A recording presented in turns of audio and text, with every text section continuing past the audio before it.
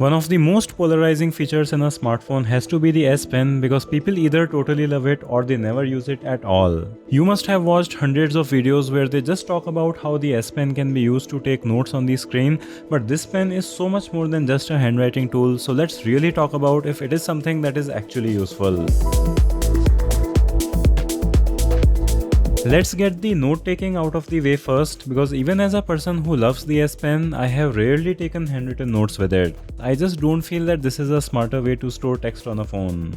The S25 Ultra and other non-folding phones are also kind of too small for taking notes properly, and even though the S Pen has really amazing tech, writing with a thin stylus on glass is far from the ideal note-taking experience. My handwriting is also quite poor, and even if you can write well, doing that on this phone is not going to be easy, and for people like me, sometimes it is also kind of difficult to read what I had written, so Samsung includes all kinds of handwriting assistance and organization features, but just typing on the phone will be a better way for most people.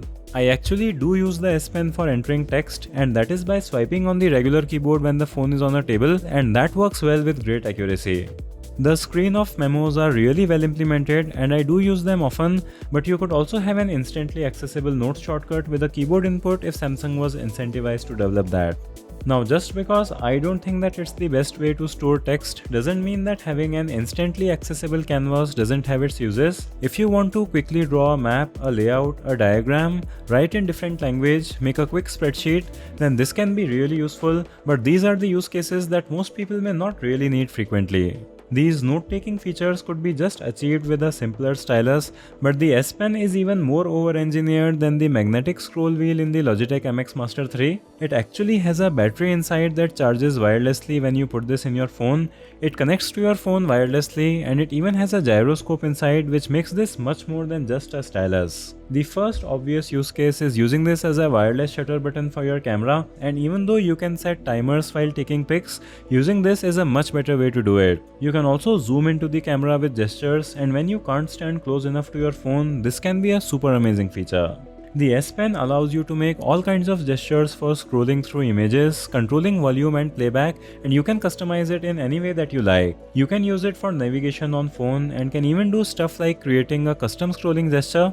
If you connect your phone via HDMI to a TV at a hotel, you can easily control the playback with the S Pen, and those are some really practical use cases. It actually uses Wacom's pen technology, which is why the pointer is visible even when you're just hovering over items, and this technology is much more advanced than some phones which have a very basic version of this like the Moto G stylus. I have used the air gestures and the camera shutter thing sometimes, but as nice as they are, I could definitely live without these features, and there is also an air preview feature which is quite cool, but I have kept it disabled. But the most important reason I like the S Pen is not because of any of its advanced air gestures or note taking, but it's just the fact that having a pinpointed precise input that doesn't block the screen can be so useful in many situations. Whenever you want to show anybody anything on your phone, you can just use this instead of your hand, and they will be able to see things much more clearly without your fingers and hand blocking the screen. It's also super useful to have the pen whenever you have the phone laid down in bed, on a table or on a phone stand,